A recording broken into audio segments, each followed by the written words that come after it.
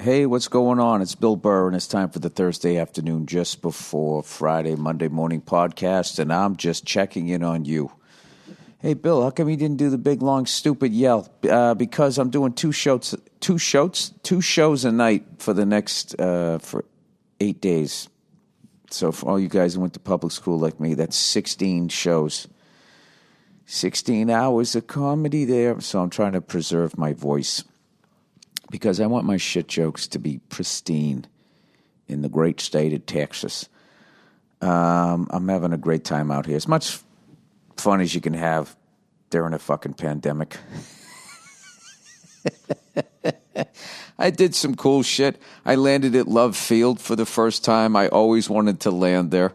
I always landed the bigger one. But I wanted to go through the airport, but, I didn't fly commercial because I got kids and I got a gig I have to do, so, which is fucking hilarious, which means like half my money just went out the fucking window. But it is what it is during a pandemic. So we actually didn't go through the airport. We landed on the other side. So that is the famous airport where JFK landed when the unfortunate shit happened to him. That's kind of an understatement. He kind of had some unfortunate shit happen to him. My buddy was just telling me that one of the Kennedys retweeted something about the CIA taking out JFK. I mean, that always made the most sense to me. It couldn't have been the mob, because then they would actually be bigger than the government, right? And it couldn't have been that. Lee Harvey Oswald, also, I'm the patsy. I believe that. When he said it, I mean, that's just me. Okay, and I'm also, a conspiracy theorist type of person. I think everybody's full of shit, Everything's a fucking conspiracy. Just watching this Donald Trump bullshit as he's raising all this money. He's done. He fucking lost. I'm not saying he really lost. I'll go with you if they just go like, all right, well, they fucking slid some over to Joe Biden.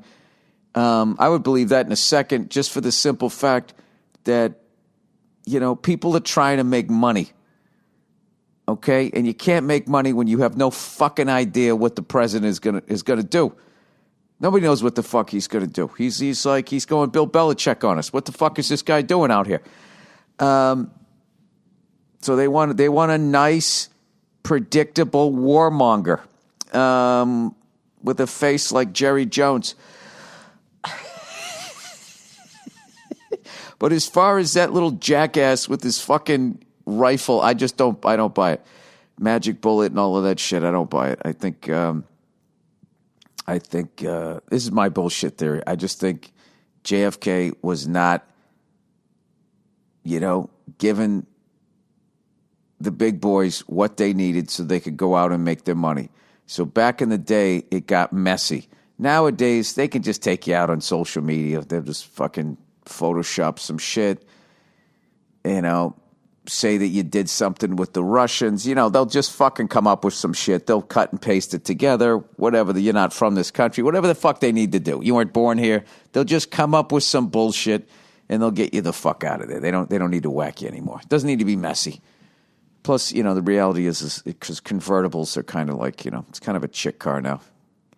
Can't have a president in a convertible. Hi. Did you guys see The Real Housewives last night? And what about the first lady president? And you could stick her in a convertible, Then feminists would all get mad. How come they get why do they have no, they'd actually go the other way and be like, see, this convertible top is just the essence of a woman, open emotionally, where the men ride in a hard top, just walling off their feelings. It's a phallic symbol. I always love that. The skyscrapers and rockets and shit are all phallic symbols. And it's kind of like, well, there's some architecture and design and aerodynamics in there. But if you want to say it looks like a giant dick, you fucking whore, I'll go with it. Why couldn't we flip it around and say you got penis envy? There's so much of that feminist shit that's just hilarious to me, like or just female arguments where they go, oh, it's a double standard. If a guy does it, he's a stud. If a woman does it, she's a whore. Well, first of all, men have to talk women into bed, where women can just show up with their titties out and they can get some dick. I mean, that's kind of how it is, right? Don't want to be crass, but I just was. And there's also other double standards that level it off. If a guy fucks around, he's a dog. He's a piece of shit. It's his fault. If a woman fucks around, it's the guy's fault. He wasn't giving her what she needed emotionally. So there's double standards that work out for you. Hey, listen, I don't want to start a fight here between the men and the women. All right? I want gay people to argue. So no, I'm kidding. All right. I watched some. I haven't done shit. I go to the venue, I do my shows, and then I come back to the hotel. And I study my French, and speaking of French, I watched a movie on Netflix called Lost Bullet, which I really, really, really enjoyed. And I got to be honest with you, I'm getting pretty good about reading French, even though it's flying by. But I got to tell you, as far as trying to understand when those people are talking, holy shit. I mean, it is like 100 times faster than I can kind of keep up. But I've been sticking with it. I've done Duolingo for 141 days in a row. And then I got this really great app. What the fuck is it called here? Pimsleur. Pimsleur. And I don't know. I've just been doing this shit. We'll see if I stick with it. I always start to do it, then I never do. But I think this time it's going to stick because it's kind of, I follow now I just follow random people on Twitter and Instagram just because they're French. Like I just sort of wrote some French shit just to see what accounts would come up, and I just followed anybody just because I want to be reading it. And now I'm starting to watch like French movies. I'm trying to immerse myself into the language because I think it would be fucking hilarious to go to Paris one day and act like an ignorant American and actually be able to understand what people are saying. Or maybe you don't even do anything and they just look at your face and just go, this stupid American or whatever the fuck they would say. Americain. Unless it's a woman, Americaine. Je suis français. My wife would be française. Madame. All right. Plowing ahead here. So I watched that movie Lost Bullet, and then I'm also really big on renting movies on YouTube. They got a lot of good fucking movies on there. I'm trying to find some obscure like early 70s movies that are good. Like the Friends of whatever the fuck that movie was that I watched that I loved. Eddie Coyle. Unbelievable movie. And then I saw, I'm trying to think of some other ones. I just watched a couple of car movies. I literally watched a movie called The Car with James Brolin, Josh Brolin's dad, I believe, Ronnie Cox, who played Bogomil in the Beverly Hills Cop series. I just watched that movie, It's just interesting. I got to post one of the lines. I'll post the clip. It's basically a car that's going around killing people in this small town. And it kills so many fucking people. You'd think that they would get, they would turn to like the feds or maybe try to get the army to come in there to stop this fucking car, but they don't. These cops in the middle of nowhere, they just try and stop this goddamn car. And they get mad at the car and all these people are yelling at it. For whatever reason, out of nowhere, this chick just yells out as the car's driving away. She just yells out, "Cat poo!" And I would put that line right up there with one of my favorite bad lines in a script that an actor just gave it their all. Is a great movie called Over the Edge. I've talked about this before. The kids take over the school. They lock the parents in like the little auditorium, and they start trashing the school. And the local cops trying to get, they pulled the gates, locked them, and they're trying to get out of there. And their kids are vandalizing the school. Right? I bet if I watched it now that I'm older, I'd be like, these goddamn punk kids. These parents need to get them in order. But when I was a kid, I liked it. Like, yeah, man, trash the school. Fucking trying to teach us for free. this woman grabs a giant globe, and as she's running past the auditorium, the cop's on the other side of the gate, and she stops and she looks at him, and she's holding the globe, and she just goes, "Eat it, you stinking pig." I don't know what that means, other than they were trying to stay with the PG rating. But whatever, I'm making fun of that movie a little bit. I will tell you, if anybody can find out where that's shot, because there's an opening scene where two people are riding a bicycle through this tunnel, and looks like the southwest of this country. It's fucking gorgeous. And then, of course, some fucking shit happens after that. But it's a cool movie, man. If you're just in like a silly mood, you want to watch something. Then it's also cool seeing Josh Brolin's dad. Josh Brolin's one of the coolest fucking actors ever. And you see his dad, you're like, that's where he got it. That's where he got that swagger. And also, what I can't understand is whenever they do a movie about the 70s, like now, they never can do the hair right. Like, if you look at, like, James Brolin's hair with the stash, it's like, that's the dude. That's the fucking Marlboro Man. That's the guy everybody wanted to be in the 70s, and that's the fucking haircut. That's what you wanted to look like. It's right there on film. I know maybe when people get cast, they don't have time to grow it out, but it always just looks like they're wearing stupid wigs. But anyway, some cool cars in there, some Plymouth Furies. Motorcycles and shit, 10-speed bikes from back in the day. I'm really am a child of the 70s, and then my music is from the 80s, and I just been having a great time. There's a couple of Burt Reynolds movies I want to check out too, so that's what I've been doing on the road. Good, clean fun. We also got the best fucking barbecue I think I've ever had. Let me get you the name of this place. I think it's called the Pecan Lodge here in Dallas, Texas. The best fucking brisket I ever had, and like they ordered that shit, got it for me, and I ate it like an hour later, and it, because I was doing the show, and it was still unbelievable. I believe it's the Pecan Lodge.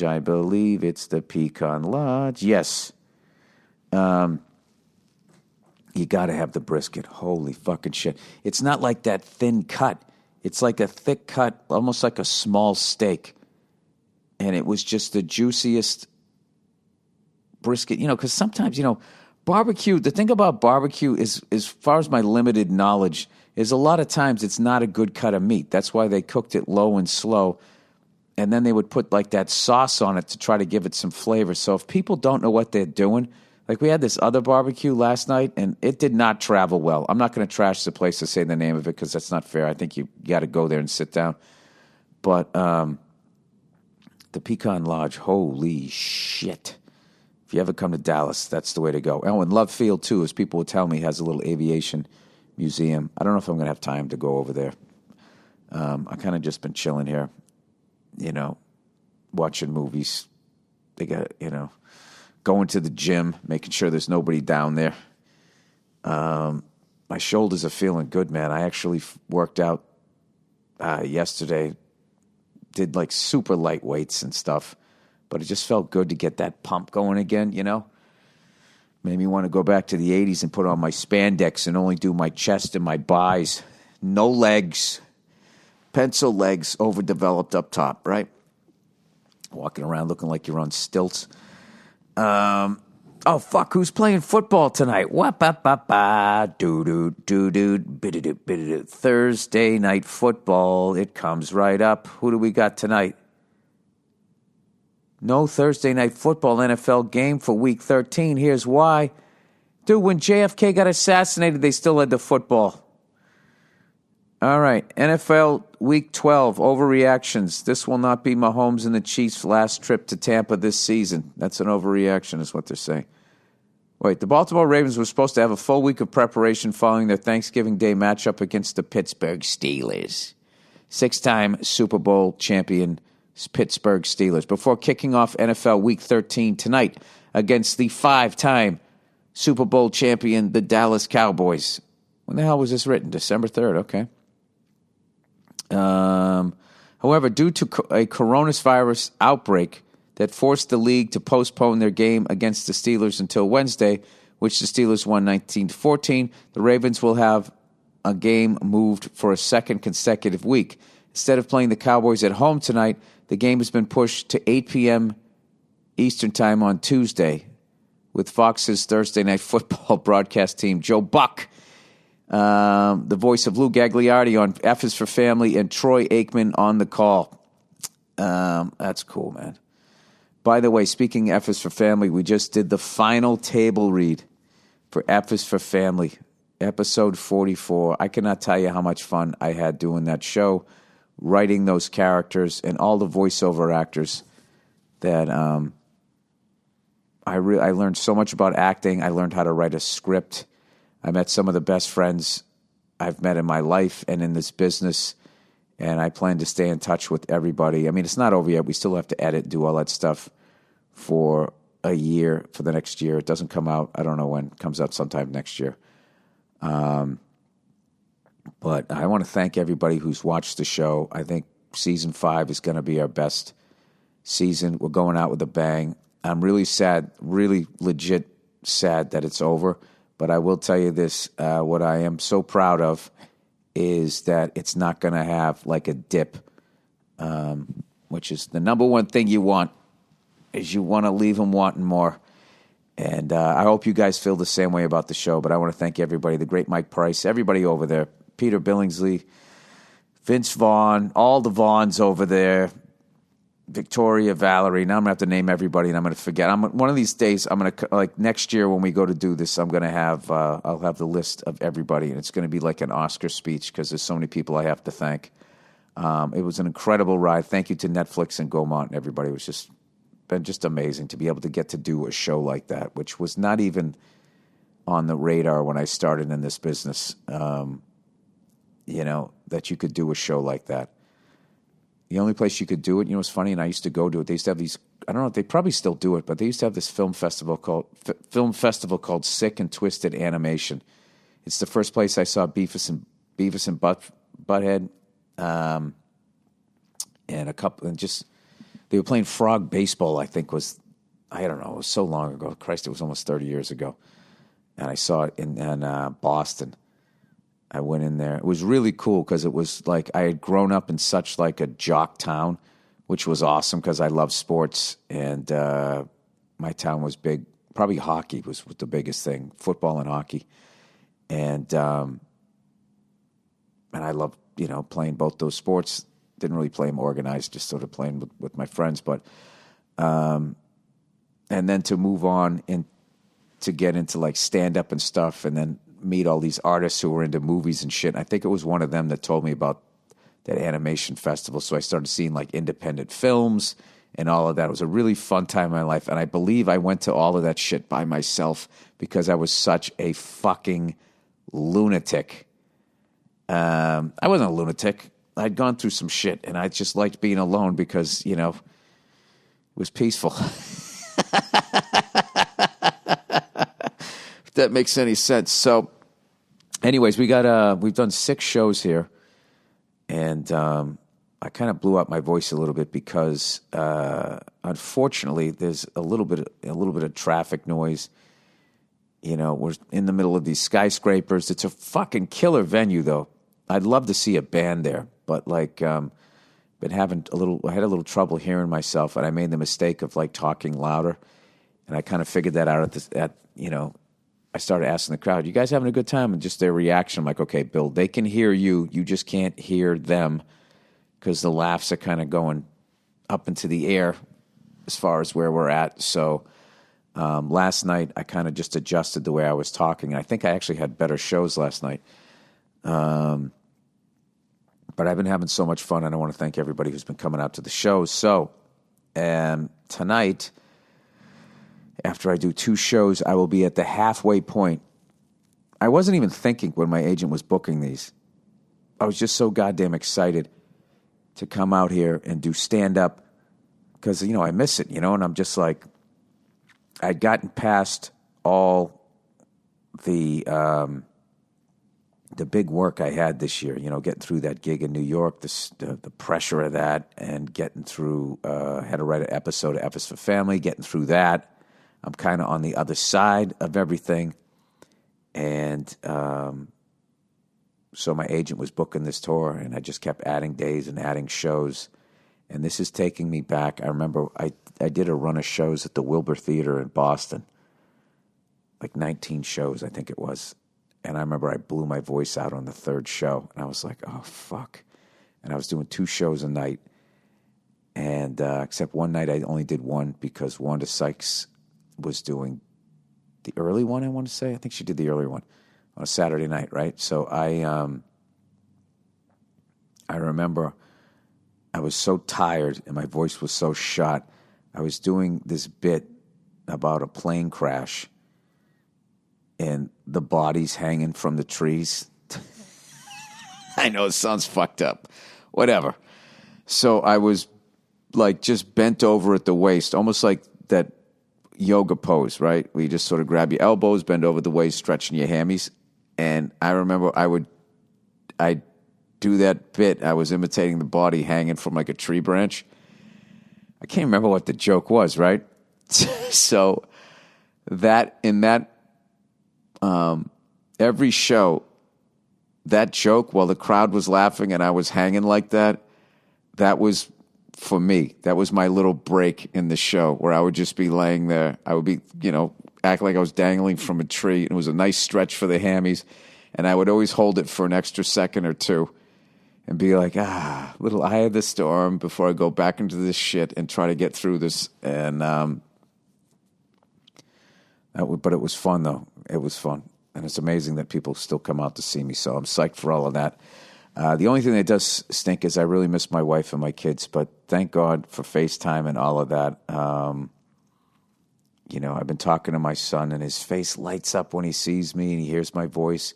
And I've still, I was really sad because I've seen him every single day of his very young life. And these were the first days I wasn't going to be there with him, hug him and kiss him and try to make him laugh and all of that stuff. But what's been cool is I've kept my streak. I've made him smile. Since he's been smiling, I've made him smile every single day. So I'm very proud of that. And I don't know, that I was telling you that Wolfgang Van Halen song, which, by the way, he's got another one, man. I posted it on my Instagram stories, dude. The riff is killer. Fucking killer. And I thought it was like, I thought the song was in 7, but it was funny. I gave it to my drum teacher. I go, I'm going to figure out this time signature. And he's like, all right. And I was like, is it in 7? And he goes, don't overthink it. And then I just wrote, that means it's in 4, LOL. So it was. But anyway, I got so much out of that video that he posted, through the years, showing him growing up with how great his dad, Eddie, was. And in the end, that voice message, I swear to God, I was like, dude, that is the goal right there. If you're a new dad or if you're just a dad, I highly recommend watching that video and seeing how it's done. And also it was such a great video, too, to see this other side of this guy that I just knew was a guitar god, to be like, wow, man, this guy understood music, guitar, piano, he understood being a dad at like the same level, which is crazy. So it makes me enjoy his music even more. Then I'm also psyched. Some of the stuff I'm listening from Wolfgang, he doesn't sound anything like his dad, which is an incredible accomplishment. He doesn't sound anything like his dad, and from what I'm hearing, his music is the shit. So I'm kind of excited. I think he's got an album coming out or something, so I'll be definitely downloading that.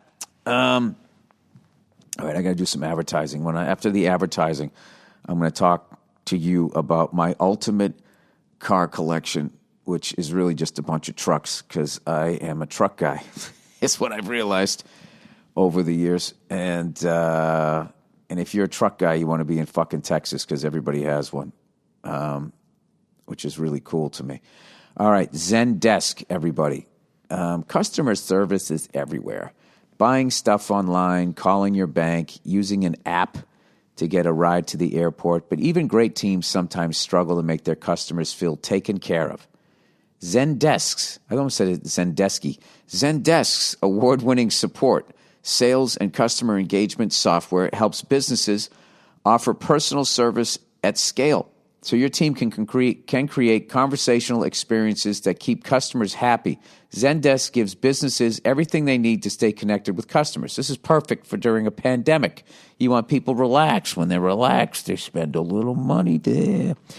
Communicate seamlessly across all channels: email, phone, chat, messenger, community forum, help center, or social media. Zendesk calls that a conversational experience. Zendesk calls that a conversational experience.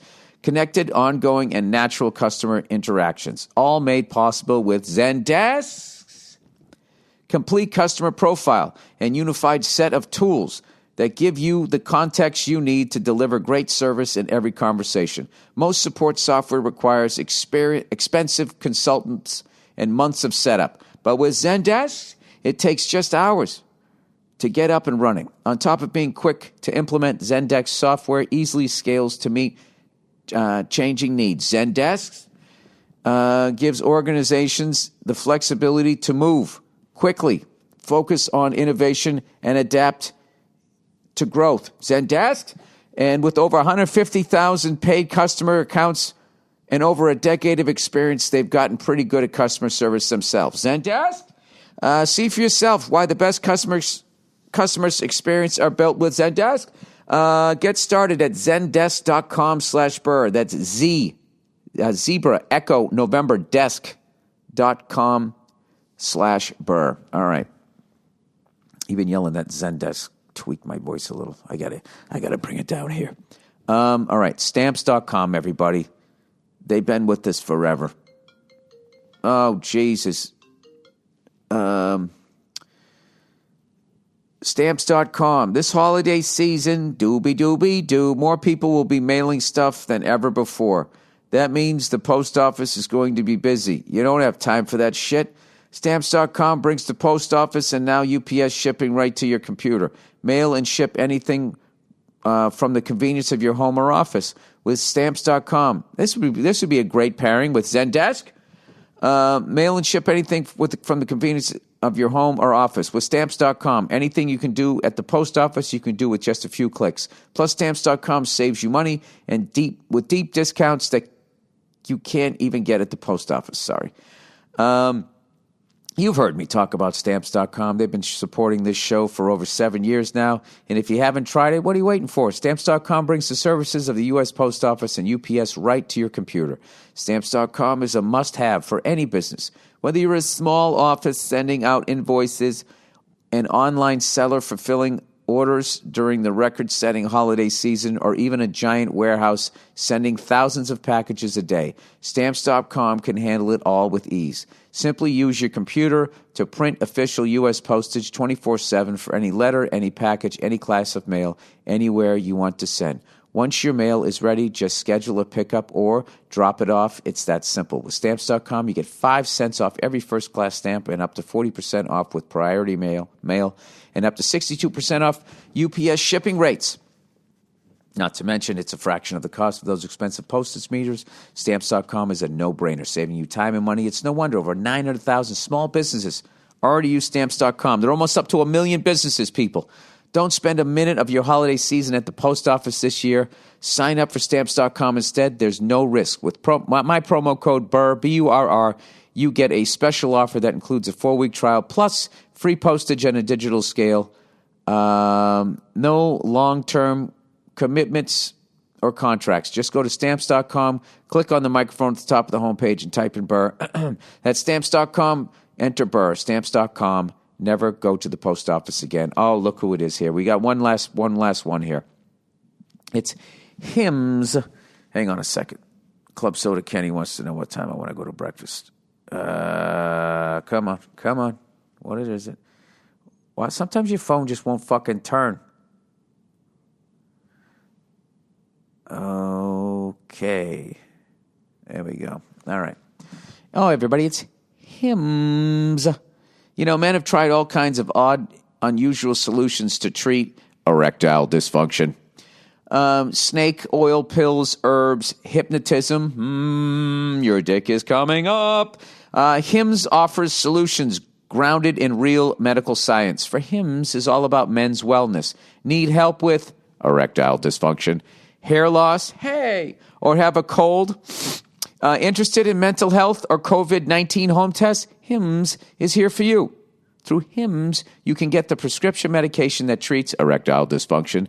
Real science, real solution to erectile dysfunction. Hims makes it easy for Hims, connects you with a licensed medical professional online who can prescribe FDA-approved prescription medication, to treat what? Say it with me. Erectile dysfunction. You get the same active ingredient as that expensive little pill, but without the expensive price tag. Oh, they got the bootleg shit over it for Hims. This could cost hundreds of bucks if you had to go through a doctor or a pharmacy. Not so with Hims. Hims makes it simple and affordable. No embarrassing conversation. My dick doesn't work. No expensive appointments. Just answer a few questions online. Sir, your doctor's ready to see you for your erectile dysfunction. Something they would yell in a fucking waiting room. Just answer a few questions online about your medical history, and a provider will confidently review. If approved, your medication is shipped directly to your door in discreet packaging, and shipping is free. No more searching online for answers to questions about erectile dysfunction or sexual wellness. Just go to For Hims account and ask a medical professional you can trust. Why live with erectile dysfunction when the solution can be so simple? Try Hims today by starting out with a free online visit. Go to forhims.com/bird, B-U-R-R-E-D, for your free gift. That's forhims.com/bird, forhims.com/BURRED. Here's a disclaimer. Prescription products are I got to read this fast. Prescription products are subject to medical provider approval and require an online consultation with a medical provider who will determine if a prescription is appropriate. See website for full details and safety information. Remember, that's forhims.com/bird, BURRED. All right. Let's talk about my woo dream garage. Why don't you guys start sending in your dream garages? All right? What you would have. Let's see here. What would you have in your dream garage? And also, of course, your 5, if you work with the public, the 5 dumbest questions people have asked you. I'm trying to think if people have asked me 5 dumb questions about stand-up comedy. People usually ask really good questions. All right. Here's my 5, and then I'm going to breakfast here. I would have what I already have, a 68 Ford F-100 short bed, 3 on the tree. I love that truck. I smile every time I see it, every time I get in it, the sound of the door closing, starting it up. I absolutely love it, all right? Then, as mentioned, I would have a 2-tone 1986 full-size Ford Bronco XLT Lariat. I wouldn't get the Eddie Bauer because they always just do the green with the tan top, which I respect, but I like the blue and white one. Then I would get a 67 Cadillac Eldorado in that fucking, whatever they call it, the something mist. I forget what it is. It looks almost like an overcast sky. It's fucking gorgeous. And then the latest one that I'm adding is I get a 1983 Ford F-150 4x4 short bed, some sort of 2-tone. I'll post that video too. This guy fucking redid one, or lady, I don't know who did it. It absolutely beautiful. He had it. It was that Ford Wimbledon white, and then he had like a little bit of black trim. And I just love the front end on those Ford trucks from 80 to 86. That was the first truck that I truly fell in love with, other than when I was a little kid, when the milkman, that's how old I am, there was a milkman. There was a man, and he delivered milk, and he was called the milkman. There was the milkman, there was the diaper man. You know, it's all changed now. Now, you know, they have like, I don't know what the fuck they have, the fucking heating lamp guy. And he used to come in this old milk truck, and it had the same front end. It was a Ford. It had the same front end as my F100 that I have. That's it. That's my little dream garage. That and then I also got to tell you, I would also like 80 to 86 full size, the full bed F250 in green. When I was a kid, there was somebody at high school used to drive his fucking dad's F250 every once in a while. He would drive it to school. I remember one day he came to school after he'd gone mudding, and the truck was all muddy except for the windshield where the wipers were, and I thought it was the coolest fucking thing I'd ever seen. And for whatever reason, I never forgot that, and I've loved Ford trucks ever since then. All right, that's it. That's my dream garage, and, it's a little bit different. Oh, you know what else I would have? I'd have a Harley. Not the Road King, the one that doesn't have the bags on the side with white wall tires in black. That would be it. Oh, and a Ducati. See, it never ends. It never fucking ends. All right, that's it. That's my two motorcycles. And I would have I wouldn't have that one that when people, try to ride a motorcycle around the world, I wouldn't have that big one where you're way up high. I'd have whatever the one that's sort of the cruising one where I wouldn't fly off the back. All right, that's it. Have a great weekend, you cunts, and I'll talk to you on Monday. Hey, what's going on? It's Bill Burr, and it's the Monday Morning Podcast for Monday, December 3rd, 2012. And how are you? This is going to be, as promised last week, and promised all over Twitter, that I would have a special guest this week, stand-up and Rose Bowl legend, the one and only, the guy whose name I would never mention on the podcast after our first experience at the Rose Bowl. And here he is. The statute of limitations have run out. Ladies and gentlemen, Mr. Joe Bartnick. Oh, man. Thanks, Bill. He's sitting there holding that cough in. Well, I know I shouldn't have coughed into the... This is fun.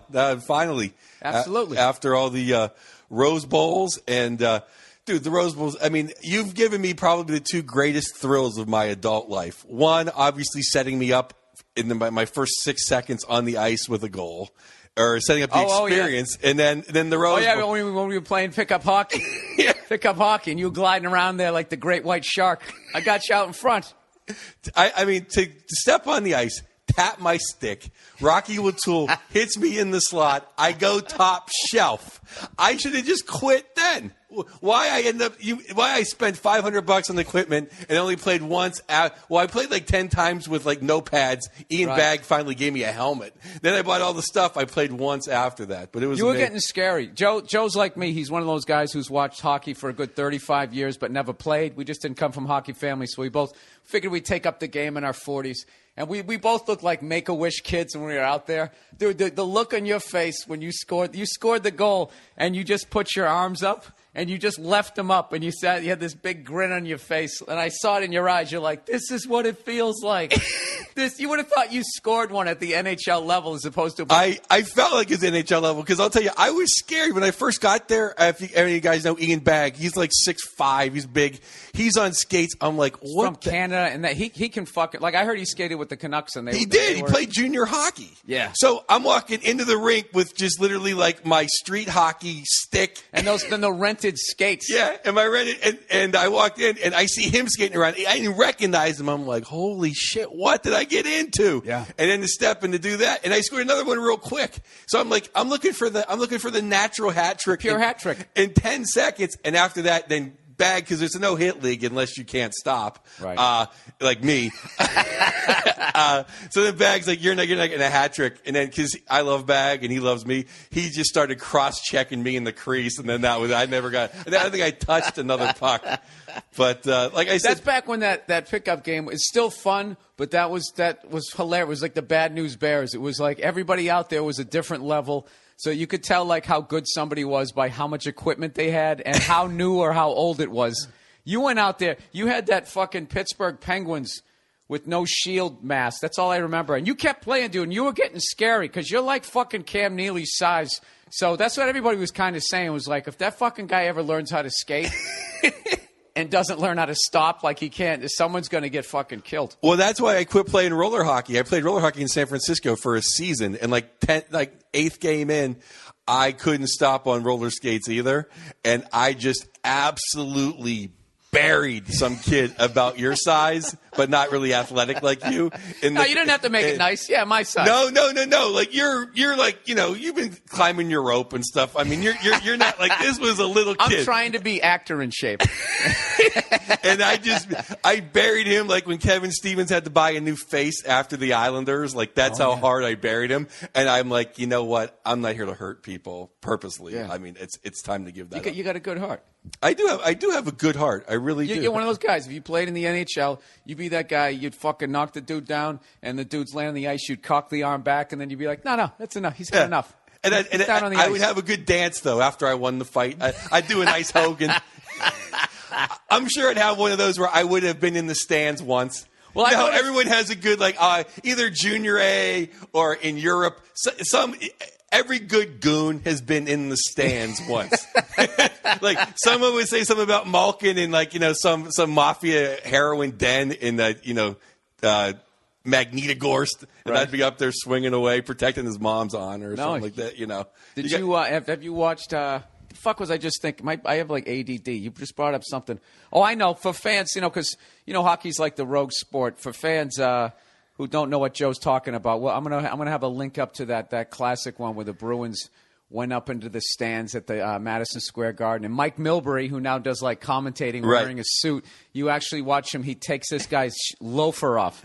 Loafers were big in the 70s. Speaking of which, you actually still have them because you're old school. He took them off. He never hit the guy. He cocked it back. He was going to hit him with the heel of it, and it was it's just something that can't be described. So you got to see it. These loafers are my guilty pleasure, and everybody remarks on them now because I've passed into the age where now I wear loafers and don't give a fuck. Like I went to Ross to buy some. I always buy my tennis shoes at Ross because why not buy Air Jordans that were $140 for $29? Like. I don't need the newest don't all one. like giant guys like you go to those kinds of places? Like when I go to like Ross, for people on the East Coast, what is it? Ross Dress for less, shit for less, whatever the fuck they call it. You walk in there, they actually have Shaq-sized shoes in there for that 6'8" guy who couldn't dunk. Yeah, and like neon green and purple. Yeah. They're all the craziest shoes. It's always like that bag of shit you get when your house gets flooded. You get like those fucking giant sneakers that are like neon green. Yeah, abso-fucking-lutely. So, dude, I got to tell you, speaking of the fucking Rose Bowl, the granddaddy of them all, I went out and I got the tickets. Every year that's my job. I go out, I get the tickets, and then I rent the fucking 4-door fucking Dodge Ram pickup to drive over there, dude. I'm actually, I've just completely checked out of Christmas shopping and all that other shit. All I'm doing is thinking about that. What do you think about fucking Wisconsin's in it again? Yeah, we could have. It's going to be an ugly game. It's going to be ugly in the parking lot. No, I mean, there's some nice Wisconsin people. In Nebraska, I like them Cornhusker girls. You've ever played in Nebraska? What's his face? Lawhead said like he was rooting for Nebraska yesterday because he said so we can look at different fat chicks this year. Yeah, but Nebraskans are a little bit. They're like younger, a little healthier. Like they're kind of like this, like the Playboy centerfold kind of chicks. The Nebraska Cornhusker girls. Well, something. A lot of time when they get them from that sort of the Oklahoma, Nebraska. Right. The bigger loss though was UCLA. Because Stanford has nice-looking girls, but they're really smart. They're not the type of girls that like, hey, let's take our tops off at 8 a.m.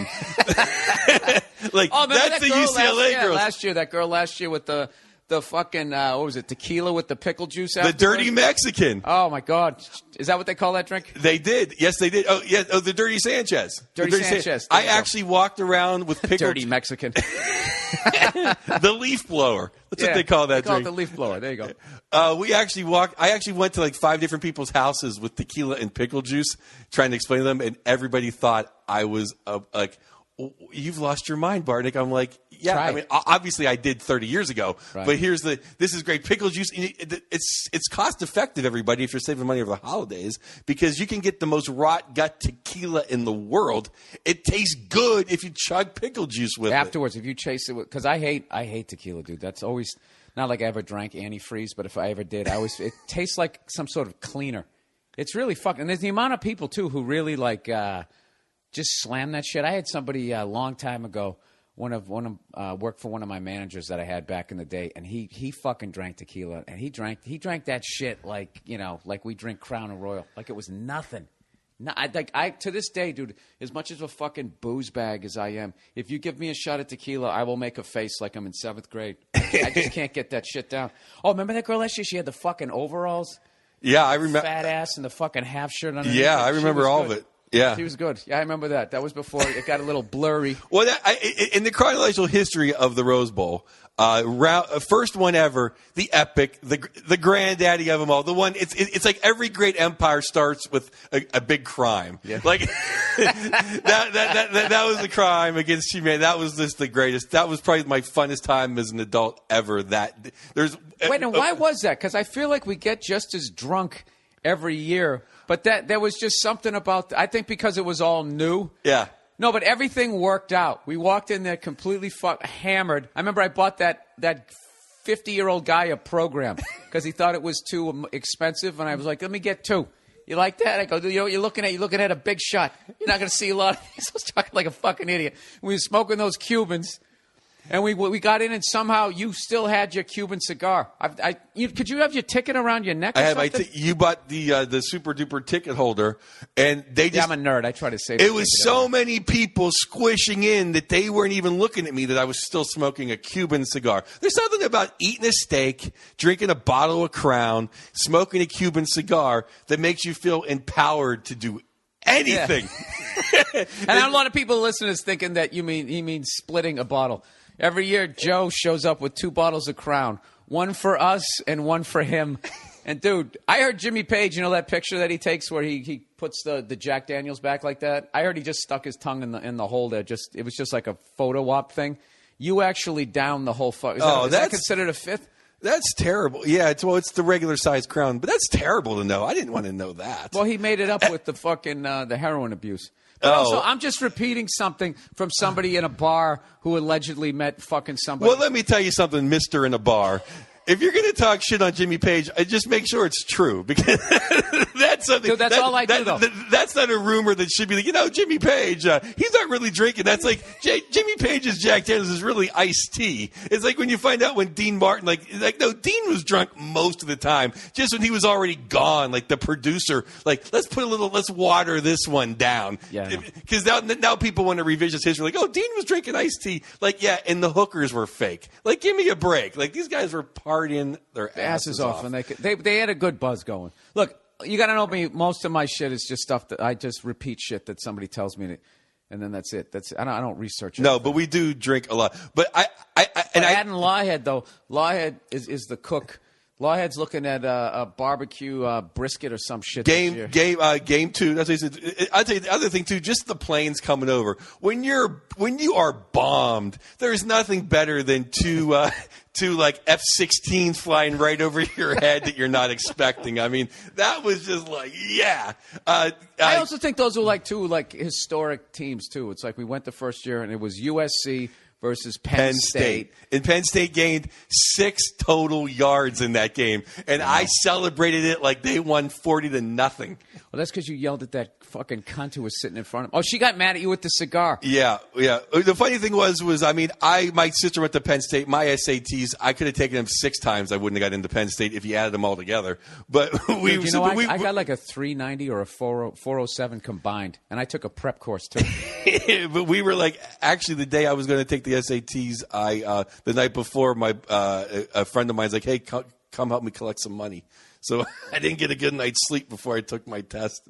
Oh, that's right. Back in the day when you were in Pittsburgh. Yeah, back in the day. Yeah, we won't tell them those stories, but that's my essay. That's why I didn't do too good in the SATs. You don't. Yeah, is it that stuff about collecting money back in the day when you were the fucking dude they brought around, the enforcer? You don't get into that stuff ever, huh?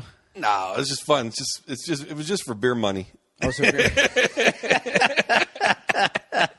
I don't want to talk about something? That's why that guy that one year, the first year, the wife of that lady, after she gave you shit, she said something about your nose, and then you said you need to lose about 20 pounds before you talk to me, bitch.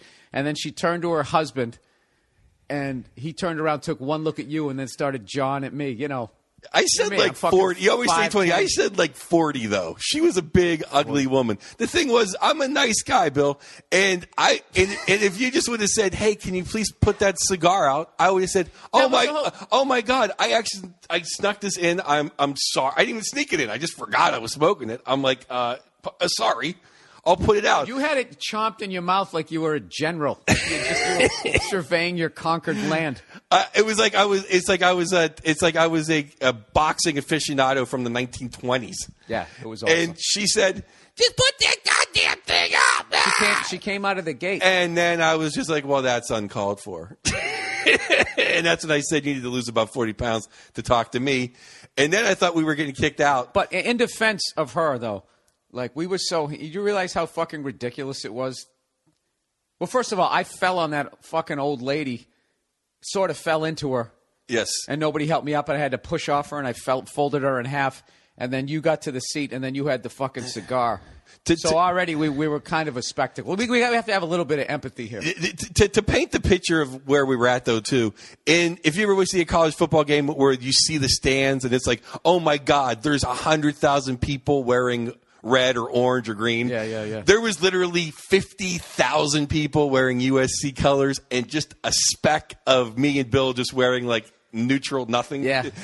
But they knew we were from Penn State immediately. Once that lady started yelling at me, I was just... I mean, I'm not a USC fan anyway, so I... But I did like USC because the girls were so hot. And then we met a guy that was such a USC fan. He literally had the Trojan outfit and let us put on the Trojan helmet. And had the helmet, that's the beauty of the Rose Bowl, I think, that makes it so much fun is, it's 80 degrees outside. Everywhere else, the weather sucks. And the teams are so happy to be there. There's nothing really on the line. No one, I mean, other than, your own betting purposes. So Right. everyone's just happy to be partying. It's not like you're in Pittsburgh and I mean, like some of the best tailgates or Green Bay or any other city where it rules. There's tension in the air. Yeah, and it's games. 20 degrees outside. This is like, it's sunny. Everyone's happy to be there throwing the ball around. It's the way it should be. Really. You told me something the other day. I thought was because I'm a big like maniac as far as going around to different stadiums and all that. Like I love all of them, and I got a chance to go to Three Rivers before they knocked it down. Didn't see a Steelers. I saw a Pirates game there when they honored Willie Stargell literally like 2 weeks before he died. Oh, Pops. Yeah, and I remember it was a Cubs game, and I was sitting down the right field line, and Sammy Sosa was still playing. And but you were saying your dad has had season tickets since the stadium that they played in before Three Rivers, which was what? I always forget. Yeah, my dad has had tickets since Forbes Field. And then they went to Pitt Stadium or something for a couple years. I may have this reversed, but he's had them like in both of those places. Then they went to Three Rivers, and my dad sat exactly on the 50, 4 rows from the top. 4 rows from the top, and he sat there, and he watched them go from sucking. I mean, you guys were the absolute... you're one of the original NFL teams, and you were a doormat for the good, 30, 40 years? It's finally come back to where now we're, like, better than we suck. I was born in 1969. That's the year they drafted Joe Green. I'm 43. For the first 40 years, they didn't win, 4 games. Anything. Now it's like we've been better than we sucked. Which when I was Since the Super Bowl era. Yeah, because when I was 5 or 6, my dad would take me to the games. That's when it was all steel workers. So you went there and you saw Lambert, Ham.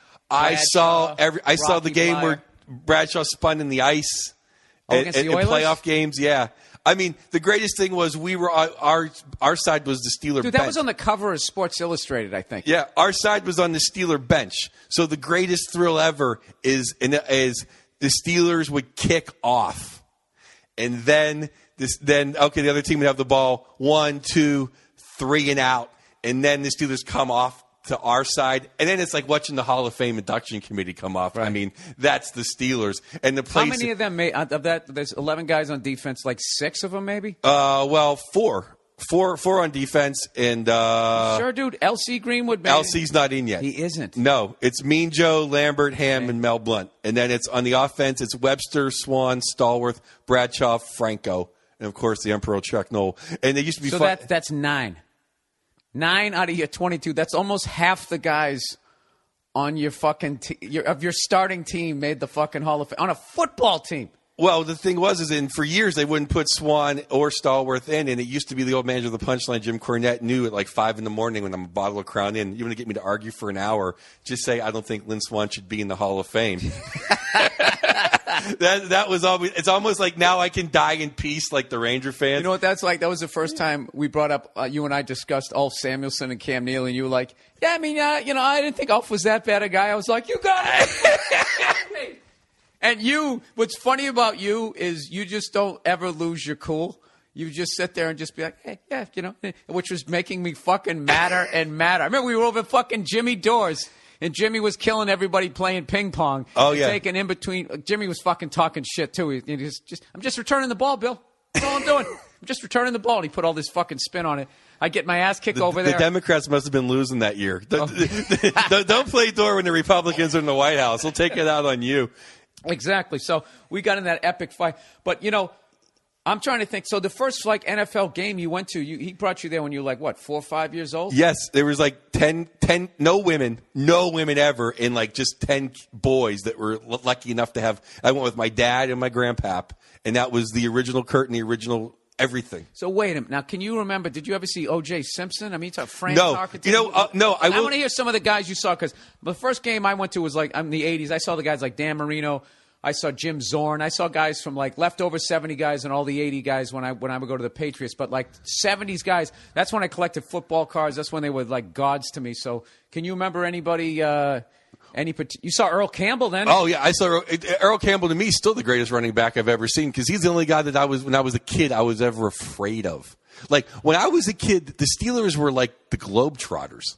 Like, they never lost. Like, right. When they lost in 77 to the Orange Crush in Denver, and Mean Joe, my favorite Steeler, obviously, he punched a guy in the stomach and got thrown out. It ruined Christmas. Like, I still believed in Santa Claus, but the Steelers losing and Mean Joe getting tossed out, it was like Christmas was ruined. That was such a fucked up year. That was the year with Craig Morton and those guys, right? Yeah. And next week, they beat the Raiders. Yes. John Madden. Yeah, Madden. And then they got crushed by the Cowboys, which was such a joke. And the team of the decade, whatever. You never beat anybody for real when it ever really mattered, Dallas. They were never called the team. They were called America's team. America's team, yeah. That's like, well, all America's team means is that you have fans in every city. It doesn't mean that you're the best team. People take that the wrong way. Well, for years, though, it's like they always revision, this and that, and it's like Lynn Swan always says, the game gives you moments. Right. It's what you do with those moments. Yeah. And Jackie Smith, you dropped the ball. You must be the sickest man in America. Jackie Smith, bless his heart. He's got to be the sickest man in America. I got to put that clip up there, too. That was like, dude, I got to tell you something, though. When I went over to Stockholm, Sweden, and I was totally jet lagged, some fucking Steeler fan put all 4 of the Steelers Super Bowls in their entirety. I don't know if they're still up on YouTube. It was the fucking shit. And I got to tell you something about the Dallas Cowboys. 1976, they had you guys beat. They played Marty Ball in the. They started the game with the fucking reverse on the kickoff to fucking Hollywood Henderson. He runs up the sideline. Roy Jarella knocked him out of bounds. He took a knee to the ribs. He missed like 3 field goals because of that fucking play. Yeah. And Tom Landry got all fucking conservative and shut his offense down. Nolan sued the kickoff and let it in the hands of his defense. Yeah. Like those games really. To me, those were like the best Super Bowl I ever saw. Is just as far as 2 powerhouse teams was that '79 one, the Steelers versus the Cowboys, and the two worst matchups. 2 of the worst matchups that were almost great fucking Super Bowls was if the fucking Raiders beat the stupid Orange Crush that year, they were defending Super Bowl champions, and they would have gone up against the Dallas Cowboys with a rookie Tony Dorsett. Now, how much fucking better did that get instead of that stupid 27-10 game? And then in '85, when my stupid Patriots, we beat the fucking Miami Dolphins. The only reason why the Bears didn't go undefeated was because Dan Marino beat them on Monday Night Football, beat the 46 defense. So they were 15-1. It would have been the rematch. Dan Marino defended the undefeated Dolphins. That Super Bowl would have happened, but the stupid fucking Patriots, we went into the Orange Bowl, won for the first time in like 20 years, and then we go in there and we got raped. I think we got raped. We literally got raped. And I hate the shit on the Pittsburgh guy who I love, but he should have let Peyton get a touchdown. That was a disgrace when he gave the Fridge the ball. Really? Yeah. You're gonna give the Fridge the ball because the Fridge is the Fridge. Because they got caught up in that Super Bowl as opposed to shit. like Walter Payton. Walter Payton, who was playing on like 2-14 teams or 2-12 teams when he started because they didn't have four. When everyone still ran the ball, like the SEC, when football was a man's game, and it's not like let's spread everybody out and get a pass interference. Oh, can we talk about that? I got to read some advertising here real quick, but we got to talk about that because I know you are definitely on the same page as me when it comes to this pass interference shit. So let's get the advertising out of the way here. Everybody, Stamps.com. You know the deal. I read this every week. You sick of going to the post office? Would you like to have the post office in your house? If any time of the year you're going to sign up for Stamps.com, this is the time of the year to do it. The holidays are coming up. You literally don't even have to go to the mall. You go to Amazon.com, you buy all your stuff, they send it to you, and with Stamps.com, they give you a little scale. You can print out actual postage for the boxes, stamps, letters, anything you want to do. You never have to go to the post office again. What do we got here? I use Stamps.com anytime I'm on the road and I send out my DVDs. It's the greatest thing ever. I can literally do it at 1 a.m. And right now there's a special offer. When you use my last name, Burr, B-U-R-R, you get a no-risk trial plus a $110 bonus. It includes a digital scale and up to $55 in free postage. They're literally giving you $55 during the holiday season. So don't wait. Go to Stamps.com right now before you do anything else. Click on the microphone at the top of the homepage and type in Burr, B-U-R-R. That's Stamps.com. Enter Burr. For the love of God, do yourself a favor during the holiday season. Bring the post office into your home. Go to Amazon.com, order your presents off of that, and then just get a beer, turn on the TV, and laugh at humanity when they do those stupid commercials. No, they do those stories on the news about people getting trampled at a Walmart. All right? There you go. And Amazon.com real quickly, if you guys want to support this podcast, just click on the banner ad on the podcast page of my website. Anything you buy, Amazon.com will kick me a little bit of a percentage, and then I kick a percentage of that over to the Wounded Warriors Project. So you support this podcast, and you support the troops. Can you do any better than that? I don't think so. And once again, for this holiday season, we have the wonderful Man Grate system. What is the Man Grate, you ask? They are 100% made in America, cast iron grilling grates that are revolutionizing the way people grill. Basically, when you buy a grill, they usually give you, they give you grilling grates. They have those little skinny grates on them, and you can't get those great marks that you see at the steakhouse. This just basically upgrades your grill. It's like ripping out the 4-cylinder you have in your car and slamming a 454 in there. That's basically what it is. They got that nice, thick grilling grates. It's named one of 2012's best grilling accessories by Men's Health magazine. Man Grates are the perfect gift this holiday season. Click on the Man Grate banner on the podcast page of BillBurr.com for their $19.99 holiday special. $20, you're in and you're out. There you go, Dad. Thanks for raising me. Oh, I love you, son.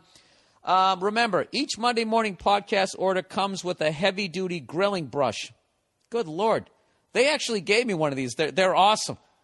I swear, even if the apocalypse comes down, you can melt this thing down and get your $20 back, or at least slam a zombie over the head with it. And they're going to give you a brush. You're out of your mind not to do this. Again, that's the Man Grate Grill Enhancement System. Order today on the podcast page of BillBurr.com. Okay? All right. Back with the legendary Joe Bartnick. Before we get into this, aside from the fact you're one of my great friends, both in and out of this business, we're here to actually promote. Joe Bartnick has a new stand-up CD, hour-long CD that he's going to be releasing off of All Things Comedy, our podcast network called Salute. Tell the fine folks about it. It's a fun CD. Recorded it live at the Punchline in San Francisco. It's about 15 minutes of Bartnick classics. It was so I can hopefully bury some of that material. I've been lagging around. I need some new stuff. Everyone's like, "We've heard that 10 times." It's like, well, you keep coming back. Thanks. Yeah. But actually, buy it on Amazon. It comes out Tuesday. Help Bill, help the Wounded Warriors, and don't go out in traffic. I'll tell you what, I was just in traffic yesterday going to a gig, and I was like, haven't people figured out Amazon yet? Like, you can just sit at home in your underwear. It's like they have your they have your MasterCard, they have your sister's address. You just go boom, boom, boom, and that is it. That's it. It's amazing. But yeah, it's called Salute. Like instead of cheers, us Italians go salute. That's right. And since I'm a big drinker and a lot of the jokes are about drinking in the one way or the other, it's good. First time I ever heard Salute was on some live old Sinatra album. I heard it. It was with him with the Count Basie Orchestra, and they brought out a drink. Somebody said something, and he said, "Salute, gin done." I get him with some Italian shit. I don't know what. And he laughed or whatever. And it was just like, it just seemed like, even just in that moment on the record, it just seemed like it was so much better that, like, I don't know. It was just like, if you went and saw Frank, it's not like somebody would take out a fucking iPhone and then film it, and then if you didn't make it, you could see a clip of it. It's just like it was such a fucking, everything was just such a fucking event. That's why, like, you know, why I'm sitting here being a total geek about listening to you going to those, you went to NFL games in the 70s. Dude, the 70s, that was like the golden age of NFL football, like the level of quarterbacks that were in the league. Stabler, Bradshaw, Staubach, Fran Tarkington, who else was some of the biggest ones? But even the shitty quarterbacks like Ken Anderson or Brian Sipe. Dan Fouts, not a shitty quarterback. Fouts is amazing. But even like even the back of Dan Pastorini. Yeah, Dante Pastorini. Like Don Strock. Don Strock, would be a playoff quarterback nowadays. Oh, the way they fucking throw now, yeah. They don't Yeah. even run for 4 yards. So those guys will throw for 300 yards, and they're literally like, 42 for 48. And you're like, oh, my God, the accuracy. It's like, no, they're throwing 4-yard fucking passes now. You're not allowed to touch a wide receiver. I mean, think of what Swan would do now. They couldn't touch him.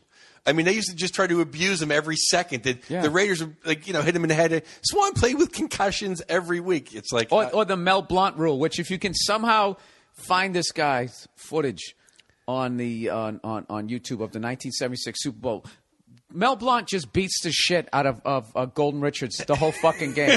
Golden Richards almost is crying in the end of it, and he finally gets so fed up in the fourth quarter, he punches Mel Blount back, and Mel Blount I forget, it was a forearm shiver or something to his ribs, and Golden's laying on the ground almost crying. No flag. And like the ref saw like the fucking elbow and stuff. It was just considered football.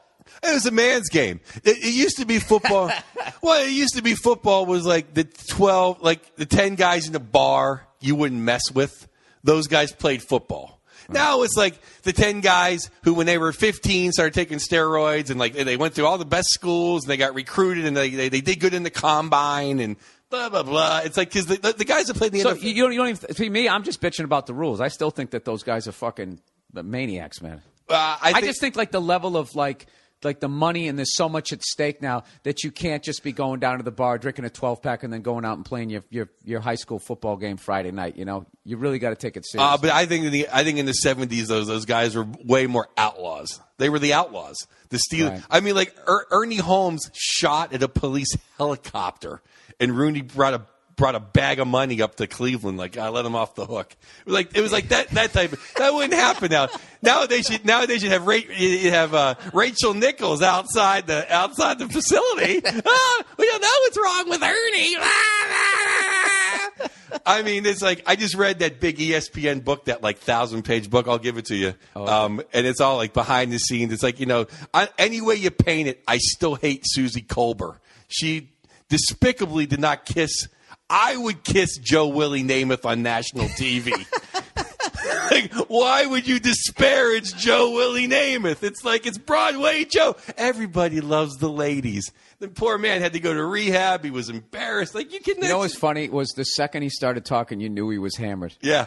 He just had that fucking I can't feel my nose glow look on his face. But it's Joe Namath. He's allowed. I know. And he was back there with his friends. Yeah. You know what they were doing. They were talking shit, going, come on, guys. If we were healthy, we'd fucking kill this team. They were having a good time. And all of a sudden, he's talking to some fucking lady. And you know him. He went back to the 70s. Yeah. He was back at the Playboy Mansion. Well, she grabbed him. Joe, come over here. And she grabbed him. I was like, well, what's he going to do? I really want to kiss you. Oh, I love Joe. I follow him on Twitter. He's the best. I love that. I love Joe. He's Joe Name. That's one thing about Pittsburgh, too. It's like, and you hate when I go off, but Johnny U basically invented football. No. I give you shit about the amount of times that you quote. Like, I don't give a fuck what situation. We could be in the middle of the desert, like running out of water, and you just be like, well, one time Mike Wagner said. Well, John Stallworth. To quote John Stallworth, you're a fucking super fan, man. I can't. My two favorite sports quotes are Lynn Swan, "The game gives you moments." My other one is actually, I told it to John Madden's face, and he loved it. Tell that story. I will tell. Okay, so we're out in a business park, me and my buddy, the captain, out in like an hour east of Oakland, which is basically, if you're not on the coast in California, you might as well be in Texas. Right. This is actually where they shoot the Sons of Anarchy. It's just the Badlands of California. Anyway, we're out there. I'm probably dropping off a bag of weed to a friend of mine or something. We were there around lunchtime. And all of a sudden, we see this massive force coming out of a diner. And John's huge, and he's wearing like a big winter coat because it gets cold there. It's like 40. Did you recognize Madden immediately? Immediately. And I would be like, "Hey, John!" So I'm going to Captain, like, "Hey, man," like hitting him, like, look. And all of a sudden, so anyway, we start walking, and he's like, "Oh, my God." So we're going, "Hey, Mr. Madden," or like, "Hey." And what was he freaking out? He's just a big guy to be yelling at. Yeah, and me and the captain at noon in an office park. It's like in an office park. We're getting, what do these guys want? Yeah. So he starts walking really fast. Like, I'm getting away from these guys. Oh, trying to go to his car. Yeah, trying to get. And he's like not fumbling with his keys, but he's trying to hurt with his keys. So then So he's totally ignoring us, just like maybe these guys will go away. I'm going to blow my rape whistle, like, get away. Right. And then I just yell out my favorite quote, actually, which is he told his Super Bowl pregame speech was, "This will be the greatest day of your life, only if you win." So you yelled that. I yelled that at him. Right then, he turns around and goes, "Oh, hey, fellas, how you doing?" And he showed us his Super Bowl ring. We went over and shook his hand. And then I'm not an autograph guy. And until like a year ago, I wasn't even a picture guy. Right. But you kind of have to do that now. So I'm just like, it was just a thrill. And then literally we got in our car and just called the first 1,000 people we could talk to. Like, "We just met Madden. We just met Madden. It was the greatest." But I use that line on myself for like big sets or big shows or big appearances or something. Is like, oh, that's what you used to psych yourself yeah, up? like, "This will be the greatest day of your life, only if you kill." Only if you kill. That's hilarious. It's fucking late. Yeah, I gotta admit, like, I'm fighting really hard not to become the crabby old guy sitting there talking about how the game used to be, and I think I understand they got to do what they got to do. You understand, dude? There's future football. They're going to start with the linemen standing up so they don't slam their heads together. Well, what I understand is that, you know what? You want to live till you're 70? Drive a bus. You want to you want to have baby mamas and mansions and drive cars and be on Yo MTV Raps? Then you're going to die when you're 50. And that's the way it is. If you don't like it, play in the CFL. Like, I mean, that's football. See, that's the thing, Bill. That's what I grew up on. I grew up on that. I still enjoy it. Hell, I work for the NFL on Fox. It pays me. I get the ticket. I watch every game. It's still good. It's still better than watching 98% of everything else. Right. But it's not. 3rd and 1, you got 5 wide receivers in the game. Right. Well, that's not football, right? And, I mean, that's what I love about me. And all these tricks, and like Chuck Noll. I'll quote Chuck Noll again, or for the, you can fool some of the people some of the time, but in the end, it comes down to blocking and tackling, and that's football. It's about lining up. It's the Oklahoma drill. It's about. They don't even do 2 days. You quote Steelers the way like a Jesus freak quotes like scripture. Well, NFL films, to me, Chuck Noll 316. To me, if you grew up in Pittsburgh, if you're from Pittsburgh in the 70s, you can jerk off to you can jerk off to NFL films. It's that great. In San Francisco, I was roommates with the kids. That's the greatest run in the Super Bowl ever. You guys won 4 and 6 years. 4 and 6. My old roommate, one of my old roommates, who was a complete art guy and drew and was sensitive. He probably wrote poetry. I don't know. But he hated football. But he just loved the cinematography of NFL films. That's unreal. I mean, that's how great it's almost like regular football. If you just watch a game, like whatever you're going to watch, whatever today, it's not as good as watching the NFL films version of it. NFL films. I always forget the guy, the voice of God. Oh, John Facenda. Yeah, the autumn wind is a raider. Oh yeah. It was great. You ever heard Artie Lang? Yeah. All the time. I love Nick and Artie. That's the best. When he quotes that, Oh, yeah. When I went in, I did Nick Canardi's show. It's such a. If you guys aren't listening to it, you're out of your mind. If you just want to listen to two people talking sports, and even if you're not into sports, you're just going to love listening to it because it's just they're just guys. It's fucking great. And I was sitting out waiting to go in, and he went into his impression of that. The autumn wind is a raider. I can't even remember how the fuck it goes, and he just did the whole poem. And it's just his delivery because he's a fucking great actor too, man. You know, I mean, he's. I mean, I love Artie Lang. I mean, Artie Lang, his football jokes on his Jack and Coke special are the greatest. When he rips on the Eagles, that's just the funniest thing ever. I made Kevin Shea watch it. I taped it. I got to see it. It's just funny to do a chunk on the Eagles and his stand-up special. Yeah. Dude, my buddy Paul Verzi said one time, he goes, you know what's fucking weird is everybody watches sports, for the most part. When we say everybody, I mean the masses watch sports. Real men. Yeah, but no... People who you're going to talk to watch sports. not the guy with the... I just love how we define anybody who's into our shit. Real guys. Guys that you like. If you're wearing a hat just because you think it's cool... and like you're trendy, like, you know, I'm not going to talk to you anyway. Like that's just how I view stand up. Like I like the guys who I would be drinking with. I don't like the guys who I wouldn't be drinking with, and that's just the way it is. Now some guys are. That's why I like hanging out with you because I need. Over the years, I've gotten a little more fucking little. Some of your Bartnick stuff has rubbed off on me because I'm one of those fucking. I'm like, you know, I'm a liberal. I'm one of those empathetic people. Let me see the other side of this shit. A lot of people wouldn't believe that. Listen to this podcast. Well, that's like. Go ahead. I'm sorry. But I fucking, you know, finally I've gotten to the point of I will actually now, like, if someone's a fucking dick, I'll just be like, all right, that guy's a dick. But it still won't stop me from trying to understand why they're a dick. But you're just so fucking efficient with that shit. Like I know a couple guys like you in my life where it's just you're just real efficient. You size somebody up, and the second you think that they're a dick, you're like, fuck that guy, and you don't give a fuck about, well, maybe his dad left. You don't give a fuck. You're just like, fuck him. I don't know about that. I mean, I feel bad for him if his dad left. I feel bad. Well, you know what? I feel bad for people who lose their mothers. And just like not to be tragic, the Kansas City thing, that's what's sad. Is like some kid doesn't have a mother. But that's a fucking... I didn't want to get into it because it's just a sad topic. But what are we going to talk about now? Sizing people up. Well, I grew up in bars. My grandfather owned and ran bars. And so ever since... Wait a minute. Why the fuck wasn't that the name of your special? Joe Bartnick, I grew up in bars. If you somehow had a picture of you sitting there on the stool. I'm sorry. I'm interrupting your great story. Go ahead. No. But that's so, you know, when you're like 4 years old in Pittsburgh in like, you know, the 70s in bars, you can size people up. You understand people's mojo in about a second if they're good. How old were you when you were getting brought into these bars? Oh, like 3, 4, 5, 6. My grandfather always had 3. He was like Norm. He had a seat in every bar. He'd go and people were like, hey, Harry. He'd call everybody Harry. His name was Dominic. But he was like the original guy that would say dude because he couldn't remember a million people's names. So he would just go, hey, Harry. And he was totally bald. Right. That's why at Steeler games he was the genie because they'd rub his head for good luck. They actually rubbed his head before the Immaculate Reception. And that's a true story.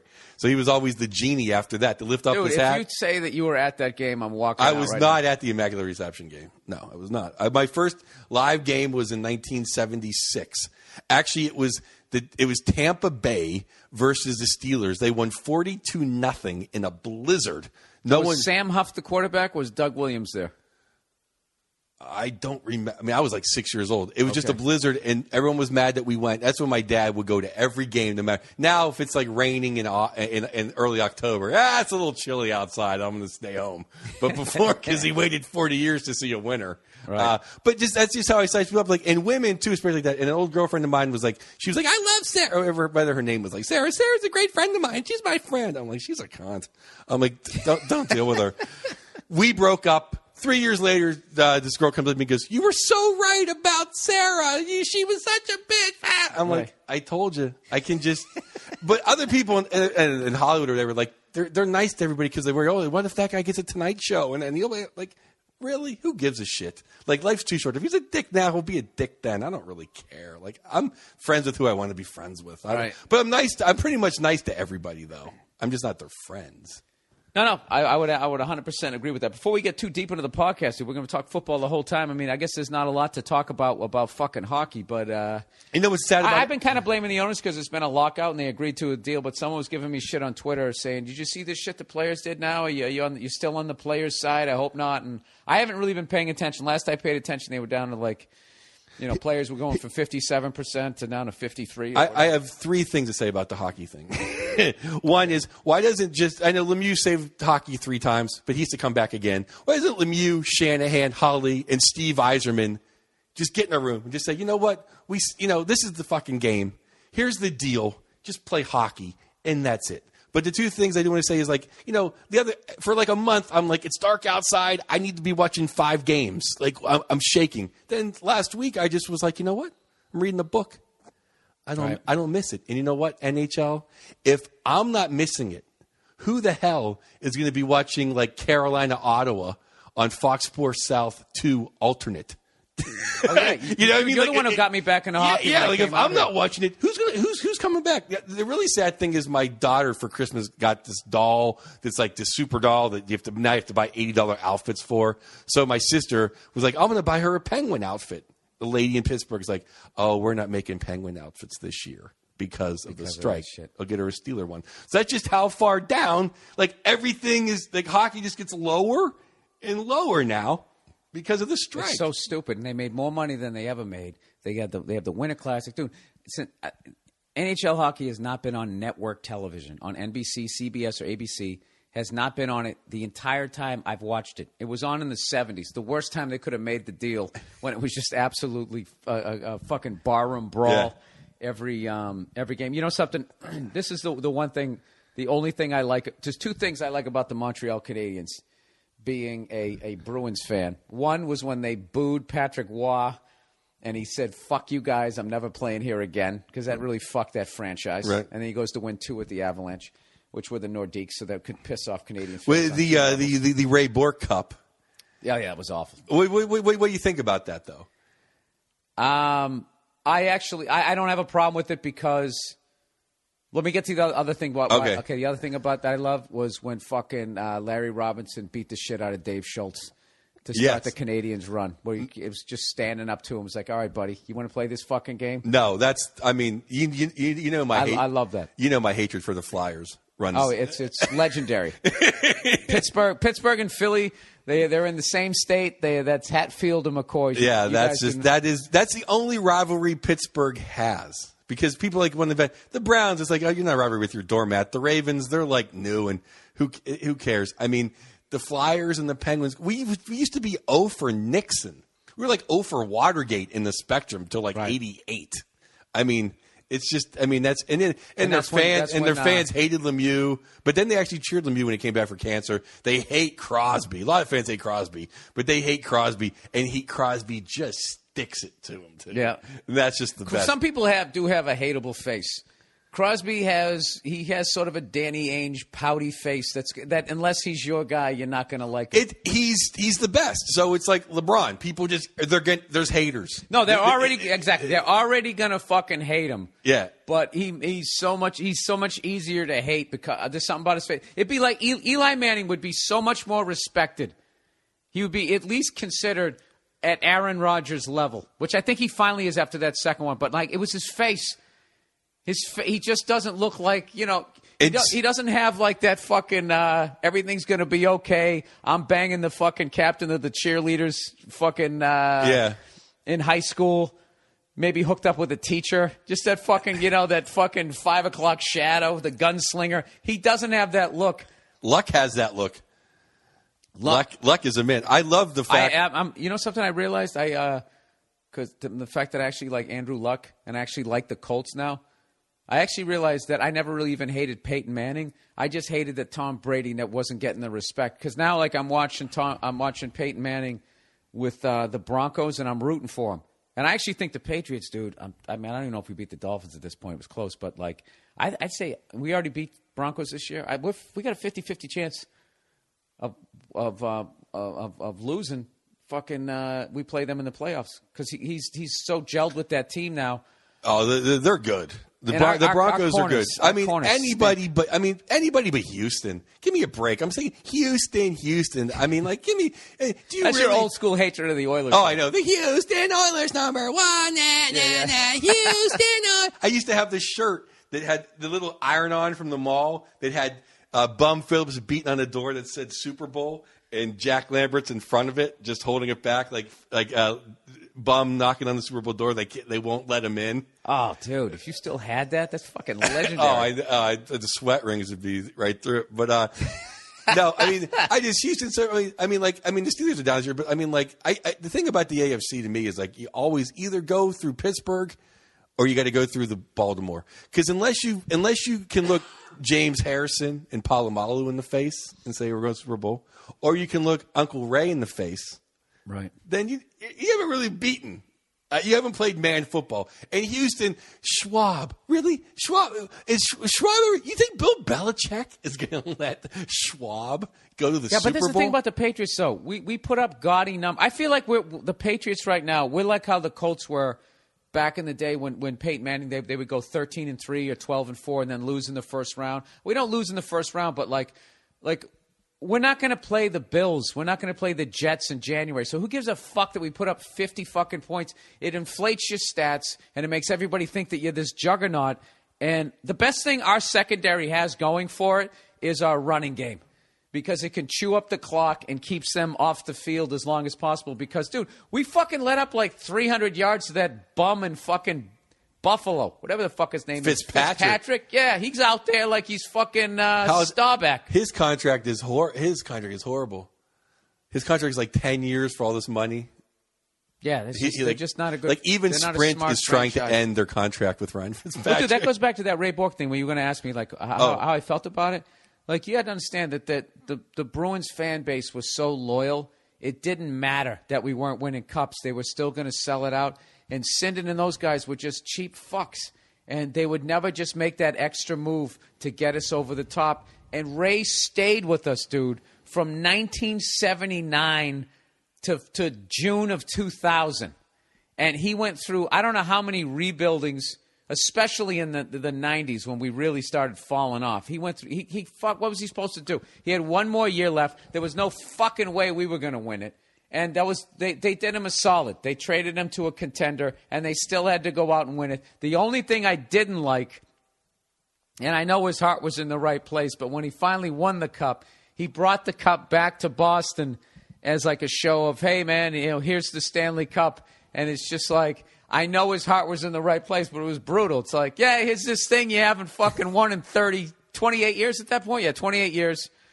But so I don't have a problem with it. It was that. cool he went to Denver, too. So it's like a new city. It wasn't like he went to I would say the Flyers offhand. It wasn't like he went to like the Rangers or someone that's just like, oh, look, you've hated him for 30 years. Now here's like, yeah. I don't get mad at a lot. Denver didn't even have a team. Like Ray Allen going to Miami. It doesn't bug me. Like, people actually get like pissed like he was one of our guys. It's like he wasn't. He was a free agent. He's Jim Calhoun's guy. I don't. You know Hoop way more than me. I mean, Hoop is, and it's so sad. Talk about the demise of the NFL. The biggest demise is the demise of the Big East. Oh, I know, huh? Big East college basketball. We were supposed to talk about that. That's about that. Yeah. Oh, we still can. It's the great. I used to watch that all the time. Fucking Georgetown, Chris Mullen. I mean, whatever people say. Pearl Washington. I read that book. Oh, NASCAR and blah blah blah blah blah. No, you know what invented ESPN was the Big East, because they had no stupid programming in the afternoon. You didn't have like Michelle Beadle on in the afternoon talking, let's see what Colin Cowherd thinks. Like, who gives a shit what that guy thinks? They just ran Big East basketball games again in the afternoon. So when you're out all night in high school playing, then you just stay home from school the next day and watch the Big East all afternoon. My grandma let me stay home from school all the time. I just watched the Big East. It was the best. I used to go to New York too, and you used to go to New York to see the tournaments. Yeah, absolutely. So you saw Ewing and I saw 2 years in a row. I saw the Patrick Ewing the year that they won the Big East championship. We actually saw them in LaGuardia. Their whole team, and my dad's still pissed to this day because I became a Knicks fan because I love Pat. Right. But Ewing didn't give me an autograph. My dad wanted to sucker punch him. He didn't give you an autograph? No, the whole team. So Bill Martin, who was the power forward back then, gave me an autograph. But these guys were huge. And Thompson was the biggest of them all. And Thompson goes, "Who wants lunch? Horrence? Remember Horrence Broadnax? Mm-hmm. He'd stack $100 bills like John Gotti, just ripping them off, giving them the players." Jesus Christ. And then 2 seconds later, Andre the Giant walked past. And I swear to God, I'm almost ready to call bullshit on this story. Size-wise, I can call my dad, except he's like, panicking over the Colts. Over the Baltimore, I said Colts. That's how old school I am. I can't Ravens.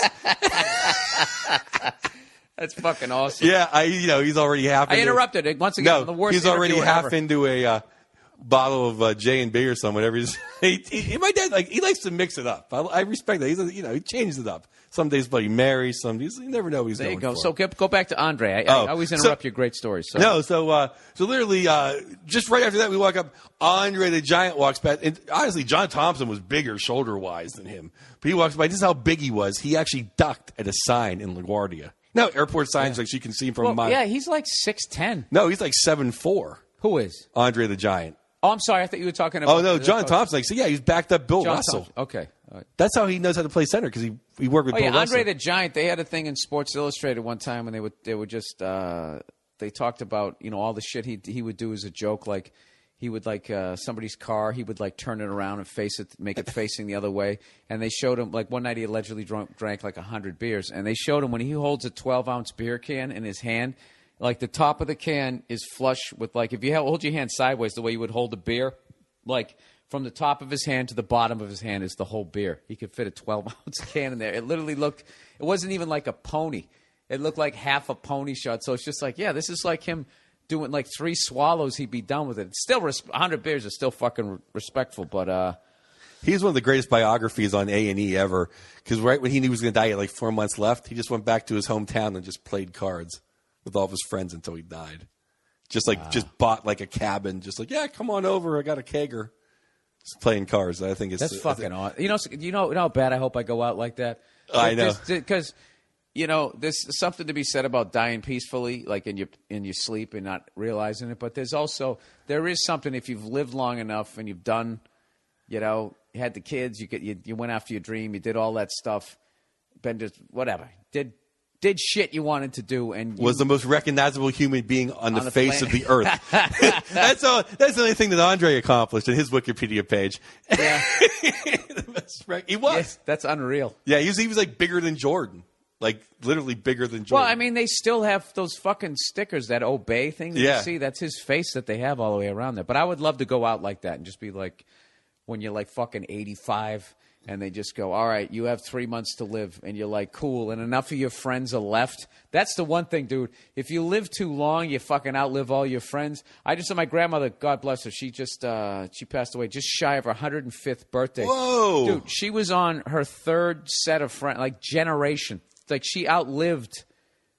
I mean, it's just unbelievable. I mean, she played bridge, kept her mind sharp, and she had to just keep getting new friends.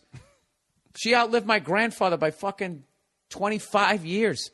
25 fucking. They were married for 62 years. Whoa.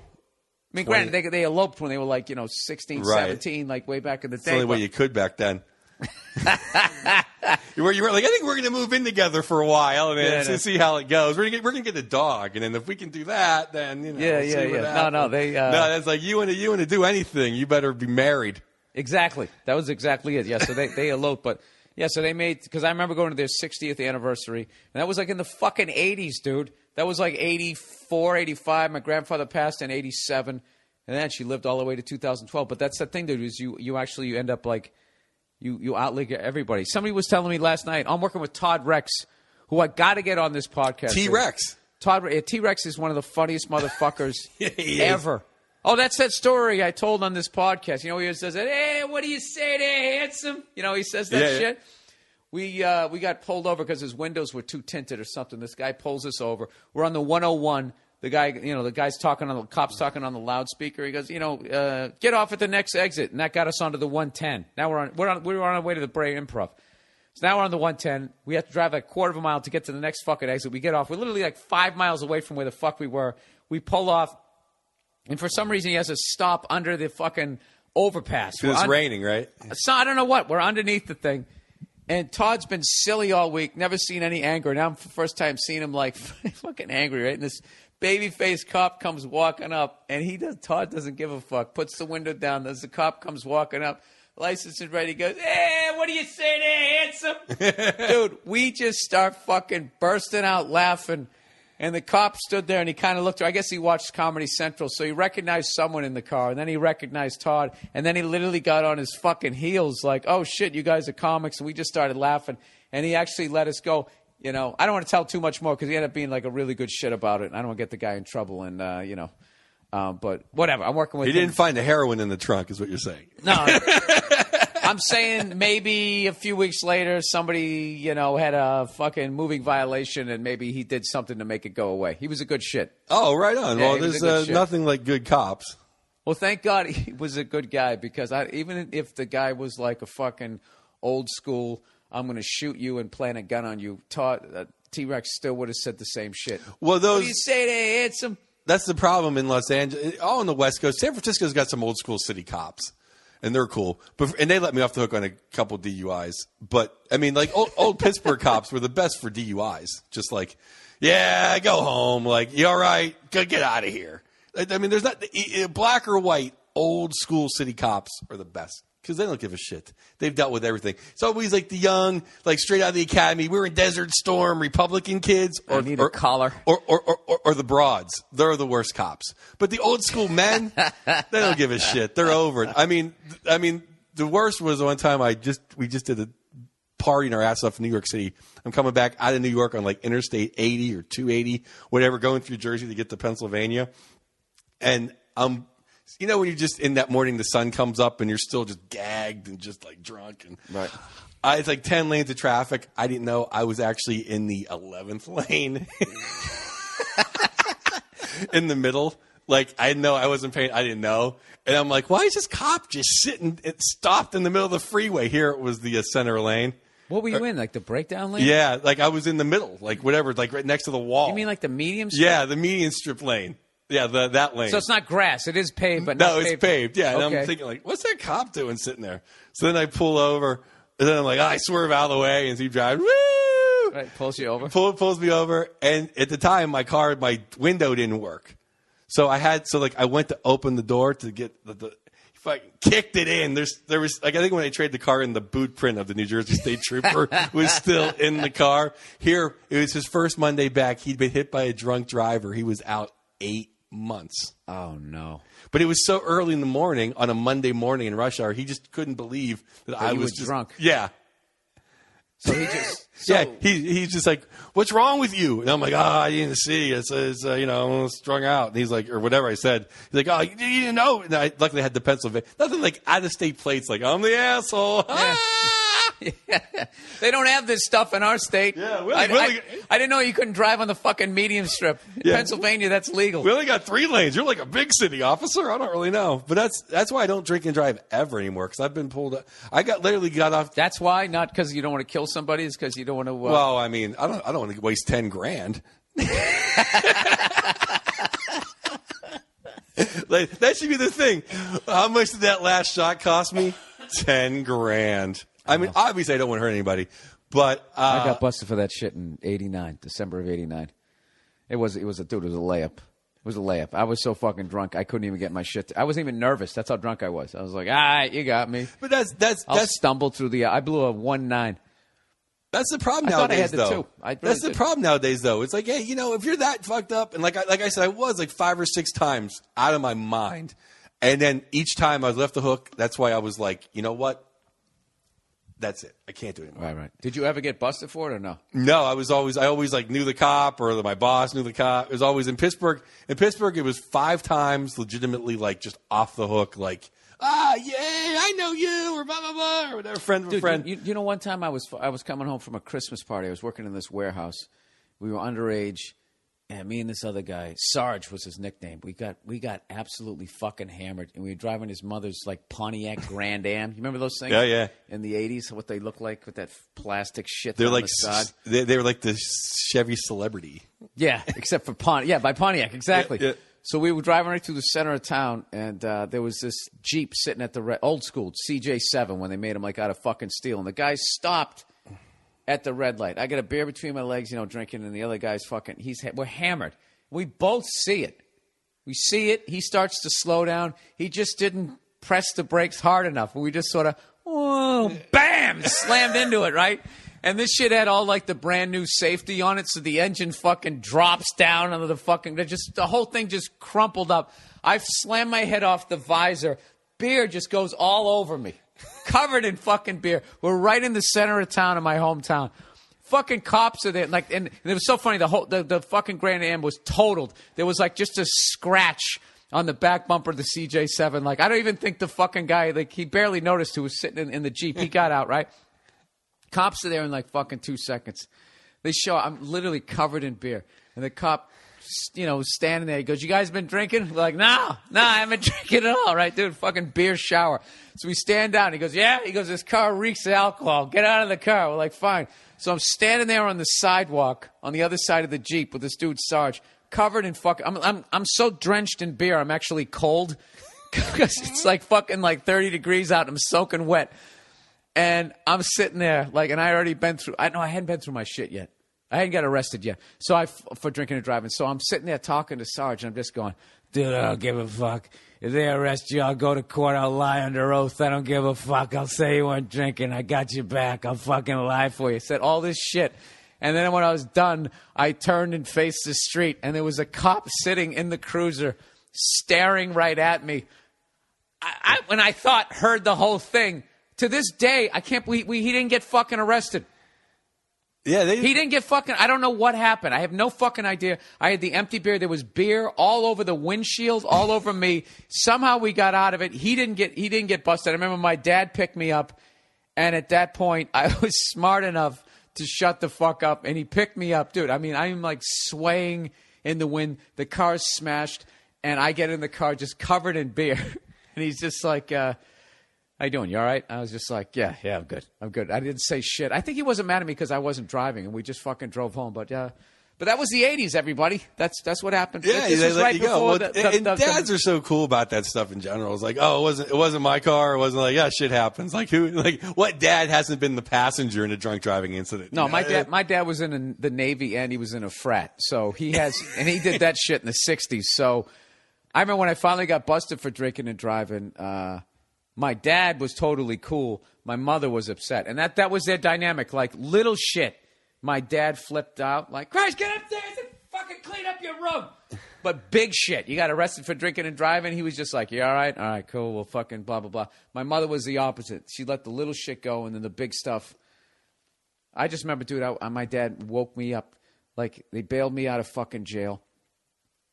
And, I'm still fucking hammered. They fucking takes me home. By the time I get home, it's like fucking maybe like 4 a.m. I go to sleep. My dad wakes me up at 7 a.m. All right, 3 fucking hours later, I am like still just I'm still going up. Yeah. That's how drunk I was. And he goes, "I think you should go downstairs and tell your mother what you did." That old school shit. So I fucking stumbled downstairs. My mother already knows. Hammered out of my mind. I'm like, "I got arrested for drinking and driving." And she had this fucking look of pain on her face. Dude, it was brutal. It was fucking brutal. And then I went back upstairs, and I probably slept till like 2. And I only got 45 days, though. 45 days is all you got back then. Now it's like fucking 90 days or like 6 months. We're not making light of this, by the way, people. We realize this is a serious crime, but... Oh, yeah, please, take a cab. I mean, and that's what gets me about when these athletes, like, there's nothing I love better than being driven around. I mean, like, me and Al Madrigal actually have a thing, like, we have a race in our careers, and obviously he's way ahead. The first one to a Al driver. Madrigal on The Daily Show, and one of the founders of this company, the podcast company, the record company that the CD Salute is coming out on. Yeah, please, by the way, everybody, go on Amazon. Can they download it anywhere? Yeah, they can download it from Amazon, I believe, and buy it from Amazon. It's on everything but iTunes. Literally everything but iTunes. And when Joe says these are his classic jokes, like the first time I worked with you, met you, was in the Punchline in San Francisco. Molly had booked you, and she goes, I think you're going to like this guy. Dude, within 5 minutes, I was like, not only do I love his material, I fucking love this guy. You were like, every one of your jokes...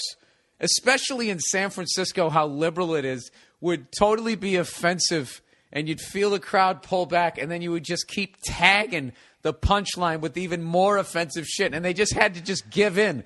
Like, this guy just doesn't give a fuck. It was. I just remember that one you did about the chick sucking dick for something. What the hell was that one? You would run from the side of the stage going, oh, like that's miming sucking a dick. the difference between L.A. and San Francisco. That's my differences. I just remember it was so loud and it was so fucking graphic. And everybody was just like pulling back, and you just kept doing it, running from side to side, miming, sucking a dick to get your fucking career going. And it was so fucking over the top. It was awesome, man. It was awesome. So I really hope that people are going to do the right thing. And you know something, like, and speaking of doing the right thing, dude, me and some of my friends, we put together a benefit for the late great Patrice O'Neill in New York City. Tickets went on sale on Thursday. I know a lot of my podcast listeners are going to give me shit for not announcing it on Monday, but there's a reason why I waited till Thursday. Thursday was the 1-year anniversary of Patrice's death. And I just feel like the stuff that Opie and Anthony did for him, like they just had, like, there's just hours and hours of stuff of Patrice. And this show is ridiculously amazing. What's that? The benefit show. Oh, the show that we're doing. Oh, yeah, I mean, yeah. That show could be held in the Astrodome. Yeah, it's that good. It's great. I mean, it's really so it's sold out. It's sold out in 24 hours, and you know, I was able to tell Patrice's mom, and it's the happiest I've heard her since this whole fucking awful scenario started. So I want to thank everybody, O&A fans, and everybody who saw it on Twitter who went and bought tickets. You really fucking did a great thing by buying those tickets, and it's going to be a fucking awesome show. So, anyways, I don't know where the fuck to go with that. So do another solid here. I know I didn't bring it up about the O'Neill tickets, so if you want to fucking do a solid, Joey B. Salute from the All Things Comedy Network. Dude, we're an hour and 7. This has been fucking effortless. You've been a great fucking guest. Thank you. We had so much fun. We had like hours. I forgot I was holding the microphone, actually. It's like we're so used to bullshitting. Well, let's talk fucking Rose Bowl. What do you think? Stanford, Wisconsin. I was working with Nate Craig last night. One of the guys you played hockey with. He's opening out there. He was saying Wisconsin stinks. He's like, we stink. Well, they won like 1,000. I mean, you know, honestly, about the Rose Bowl, the thing I like the least about the Rose Bowl is the game. It's like a drag. Oh, there's going to be a game. Oh, you know, I mean, it's like you have so much fun in the parking lot. I'm telling you, it's the best. And it's the parking lot, by the way, people, is a fucking golf course. You owe it to yourself at some point in your life. If you've ever wanted to go to the Rose Bowl, I'm telling you, the tailgate is better, and do it up. Bring somebody who knows how to cook. Bring a bunch of booze.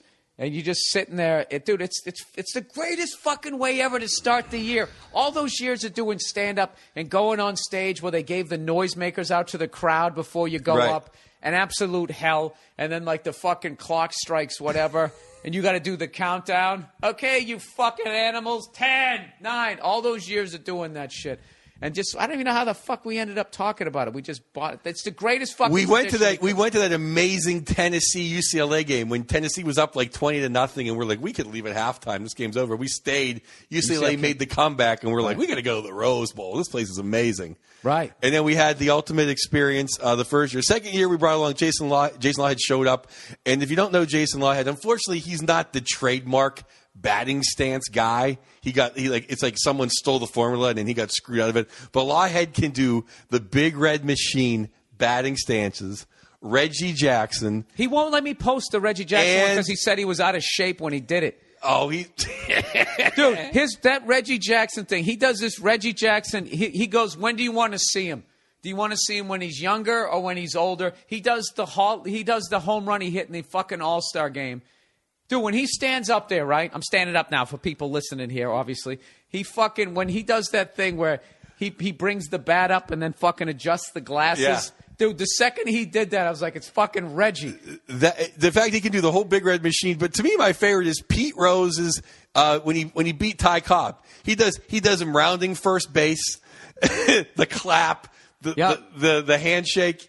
Anyway. He showed up all the way to crying on his son's shoulder. Yes, he does the whole awkwardness at first base. And how great is it when he does like Pete Rose's stance there, where he's sitting there crouching down, and he literally does. What about when he did Willie McGee? He had his dying laughing doing Willie McGee, and when he does the swing, we're on the fucking ground laughing. And then his classic quote, he goes, he loved the high fastball, didn't he? It's like, I don't know, Jay, did he? It looked just like him. So he joined the crew. Then we have Andrew join the crew. Now this is the 5th year anniversary. This is it, yeah. This is the 5th year anniversary. So it's going to be. What do you think? You think Stanford's just going to come in and pound him? I think Stanford has a better team, but you never know. They take like a month off. It's like when you don't go on stage for a month.